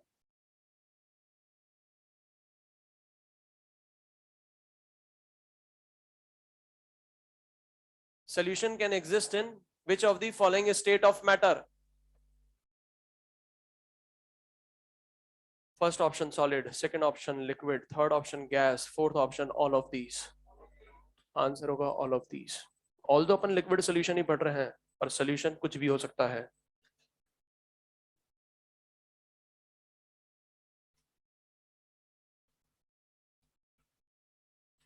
ठीक है, अपन को कौन सा पढ़ना है? लिक्विड सोल्यूशन पढ़ना है। ठीक है, नेक्स्ट क्लासिफिकेशन अपन करेंगे सोल्यूशन का on the basis of number of components. अगर सोल्यूशन को बनाने के लिए दो कंपोनेंट यूज कर रहे हैं तो बाइनरी सोल्यूशन कहलाएगा, तीन कंपोनेंट यूज कर रहे हैं तो टर्नरी कहलाएगा, और चार कंपोनेंट यूज कर रहे हैं तो क्वार्टरनरी कहलाएगा। एग्जांपल से समझते हैं। मैंने एक बर्तन लिया, इसमें डाला पानी और नींबू निचोड़ दिया। कितने कंपोनेंट? दो। Binary solution. जब इसको टेस्ट करा तो खट्टा खट्टा लगा, तो मैंने इसमें शुगर डाल दी, तीन कंपोनेंट हो गए, टर्नरी सोल्यूशन कहलाएगा। जब इसको टेस्ट करा तो थोड़ा सा मीठा मीठा लगा, तो मैंने इसमें क्या करा? नमक डाल दिया। अब जाके चार कंपोनेंट हुए, तो सोल्यूशन क्या होगा? क्वार्टरनरी। क्वार्टरनरी क्यों? Water, lemon juice, sugar and salt. और मजेदार बात यह है कि शिकंजी बन चुकी है ना? तो अपन को इस चैप्टर में बाइनरी सोल्यूशन पढ़ना है। मतलब सोल्यूशन को बनाने के सिर्फ दो कंपोनेंट यूज करेंगे, एक होगा सॉल्यूट, दूसरा होगा सॉल्वेंट। तो अगर मैं इस चैप्टर के इंट्रोडक्शन की बात करूं, तो इंट्रोडक्शन देखने पर मुझे एक चीज समझ में आई कि इस चैप्टर में मुझे ट्रू, लिक्विड, बाइनरी सोल्यूशन पढ़ना है। कौन सा सोल्यूशन पढ़ना है? True, liquid, binary solution. ठीक है, क्लियर है बात सभी को? तो इस चैप्टर में अपन ट्रू सोल्यूशन पढ़ेंगे, सरफेस केमिस्ट्री में अपन कोलॉइडल सोल्यूशन पढ़ेंगे। ठीक है, अच्छा। तो अब यहां पर बात करें तो एक चीज समझ में आती है, अपन को कौन सा सोल्यूशन पढ़ना है? ट्रू, लिक्विड, बाइनरी सोल्यूशन पढ़ना है। ठीक है, अब अगर मैं यहां पर बात करूं इस चैप्टर की, तो ये चैप्टर ऑलमोस्ट थर्ड लेक्चर या फोर्थ लेक्चर में शुरू होगा। मतलब नेक्स्ट लेक्चर जो आएगा ना, नेक्स्ट से तीसरे लेक्चर के बाद शुरू होगा सही मायने में तो चैप्टर। क्योंकि इस चैप्टर में क्या है, मैंने आपको बोला था थोड़ा सा हार्ड चैप्टर है। इस चैप्टर में एक तो अंडरस्टैंडिंग वाला पार्ट है, थ्योरेटिकल पार्ट है, कॉन्सेप्चुअल वाला पार्ट है, और दूसरा जो पार्ट है वो कैलकुलेटिव वाला पार्ट है। दोनों समझ में आने चाहिए, तब जाके चैप्टर के क्वेश्चन आप सॉल्व कर पाओगे, है ना? न्यूमेरिकल पार्ट मतलब कैलकुलेटिव पार्ट, और एक कॉन्सेप्चुअल पार्ट। तो सबसे पहले अपन वर्क करेंगे कैलकुलेटिव पार्ट पर। और कैलकुलेशन पता है किसकी करनी है अपन को? कंसंट्रेशन टर्म्स की। कंसंट्रेशन टर्म्स आपने 11th क्लास में पढ़ रखा है, और सारी पढ़ रखी है, और बहुत अच्छे से पढ़ रखी है। याद करो, 15-15 दिन, महीने महीने भर तक पढ़ रखी है ना? पर मेरी ये रिक्वेस्ट रहेगी, मैं वापस से पूरा कंसंट्रेशन टर्म पढ़ाऊंगा, क्योंकि मुझे पता है अगर कंसंट्रेशन टर्म नहीं आई आपको तो एक क्वेश्चन सॉल्व नहीं होगा आपसे, एक भी क्वेश्चन सॉल्व नहीं होगा, क्योंकि पूरा चैप्टर जो है वो कंसंट्रेशन टर्म पे ही बैठा हुआ है। ठीक है, आपको ये पता चल जाएगा कि फॉर्मूला कौन सा लगाना है, फॉर्मूला कौन सा अप्लाई करेंगे, फॉर्मूला भी याद होगा आपको, पर वो अप्लाई ही नहीं कर पाओगे, सॉल्व भी नहीं कर पाओगे, क्योंकि उसमें कंसंट्रेशन टर्म्स घुसी हुई होंगी। ठीक है, तो सबसे पहले अपन कंसंट्रेशन टर्म पढ़ेंगे, तो 2 या 3 लेक्चर में आपको कंसंट्रेशन टर्म पढ़ाऊंगा। ठीक है, अगर आपको कंसंट्रेशन टर्म बहुत अच्छे से आती है तो बहुत बढ़िया है। ठीक है, और अगर मैंने नहीं पढ़ाई तो मुझे पता है एक क्वेश्चन सॉल्व होगा नहीं, और सारा का सारा ठीक है आप मेरे पे फोड़ोगे, सर ने पढ़ाया था चैप्टर और एक क्वेश्चन सॉल्व नहीं हो रहा। तो गलती क्या है? कंसंट्रेशन टर्म की गलती है, इसलिए मैं कंसंट्रेशन टर्म आपको पढ़ा रहा हूँ। ठीक है, पहली चीज। दूसरी चीज, कंसंट्रेशन टर्म आपको आती है। अब आपको बहुत ही जबरदस्त टीचर ने पढ़ाया होगा 11th क्लास में, है ना? मुझे नहीं पता किसने पढ़ाया होगा, पर बहुत ही अच्छा पढ़ाया होगा, बहुत ही जबरदस्त पढ़ाया होगा, है ना? क्या होता है, हर चीज को पढ़ाने का सबका अलग अलग तरीका होता है, मेरा तरीका भी अलग है। मैं कंसंट्रेशन टर्म अगर यहाँ पर पढ़ाऊंगा तो जो भी आपने पढ़ रखा है मेरी क्लास में तो भूल जाना। भले बाहर आप डिसाइड कर लेना कि हमें किसको फॉलो करना है, मेरे को करना है या किसी को करना है, मेरे को फर्क नहीं पड़ रहा। और मैं आपको कंपल्शन भी नहीं करूंगा कि मेरे को फॉलो करो, नहीं, मैं ये नहीं कह रहा मेरे को फॉलो करो, मेरे को तो मतलब क्या है, आंसर आना चाहिए बस आपका। मैं तो बस इतना सा चाहता हूं। पर अगर कंसंट्रेशन टर्म यहां पर सीखने है ना, तो जो मैं बोल रहा हूं वो मान लेना, जो मैं कह रहा हूं वो सुन भी लेना, दिमाग मत लगाना। जो भी चीज बोलूंगा हर चीज का एविडेंस दूंगा, ये भी अभी तक नहीं बोला मैंने कि रट लेना इस चीज को, हर चीज का एक्सप्लेनेशन दिया है। ऐसा कहीं नहीं बोला कि ये होता है, मान लो, याद कर लो, रट लो, नहीं, ऐसा कहीं नहीं बोला, यहां पर भी नहीं बोलूंगा। पर जो बोलूंगा ना वो सुन भी लेना और मान भी लेना। हो सकता है एविडेंस मैं आपको नेक्स्ट लेक्चर में दूं, हो सकता है ऐसा पॉसिबल हो नेक्स्ट लेक्चर में दूं, है ना, पर दूंगा जरूर। ठीक है, तो जो क्लास में बता रहा हूं ना, दिमाग में वो मत रखना अरे यार सर ने तो वो चीज बोली थी, आप तो सर कुछ और बोल रहे हो। जो सर ने बोली थी वो भी सही है, और जो मैं बोल रहा हूं वो भी सही है ना, पर मेरे पढ़ाने का थोड़ा सा तरीका हल्का सा अलग है बस, है ना। तो कंसंट्रेशन टर्म पूरा पढ़ाऊंगा यहाँ पर, अगर सीखना हो तो सीख लेना। ठीक है, पहली चीज। दूसरी चीज याद करो, आपको कंसंट्रेशन टर्म जब पढ़ाया होगा तो वहां पर मोलैरिटी मोलैलिटी के बीच में रिलेशन बताया गया होगा, मोल फ्रैक्शन मोलैलिटी के बीच में रिलेशन बताया गया होगा, परसेंटेज डब्ल्यू बाई वी और मोलैरिटी के बीच में रिलेशन बताया होगा। ऐसे इंटर कन्वर्जन रिलेशन आपको बताए गए होंगे कि एक कंसंट्रेशन टर्म दे रखी है तो दूसरी कैसे निकालेंगे, है ना। क्या ये वो फॉर्मूला याद है आपको? याद करो, याद करे थे अपन ने, याद तो करे थे, क्या याद है? मोलैरिटी और मोलैलिटी के बीच में रिलेशन पढ़ाया होगा, नॉर्मेलिटी और मोलैरिटी के बीच में रिलेशन पढ़ाया होगा, जो भी है ये पढ़ाया गया होगा। मैं बता देता हूं आपको, आपके मॉड्यूल में भी गिवन है ना। तो क्या याद है?